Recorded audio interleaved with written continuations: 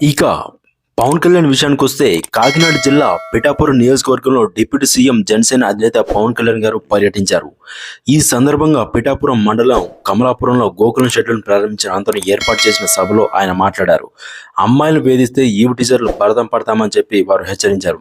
ఇక eve teasing అనేది నాకు చాలా చిరాకు. నిస్సహాయ స్థితిలో ఉన్న ఆడపిల్లలను వేధించడం గొప్పతనం కాదు.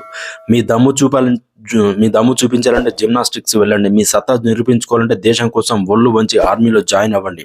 ఆడపిల్లలను వేధించి అదో గొప్ప విషయం అనుకుంటే తొక్కి నార్తీస్తా. ప్రతి ఇంట్లోనూ ఆడపిల్లలు ఉన్నారు. తల్లి లేకుండా స్పృష్టిలో మనుగడ లేదు. పోలీస్ శాఖ కూడా నేను ఒక బలంగా విషయం చెప్తున్నా. పిఠాపురంలో ఇంకోసారి ఈవ్ టీజింగ్ అనేది కనిపించకూడదు. నా నియోజకవర్గాన్ని నేను సవ్యంగా చూసుకోలేనప్పుడు ఉప ముఖ్యమంత్రి పదవి ఎందుకు? ఇంతమంది అధికారులు ఎందుకు? క్రిమినల్స్ కి ప్రతినిధులకి కులం లేదు. తప్పు చేసిన కులాల వెనుక దాక్కున్న బయటకు తీసుకొస్తా. ఈ విషయంలో నేను చాలా స్పష్టంగా ఉన్నానని చెప్పి పవన్ కళ్యాణ్ తీవ్రమైన పదజాలంతో దూషించారు.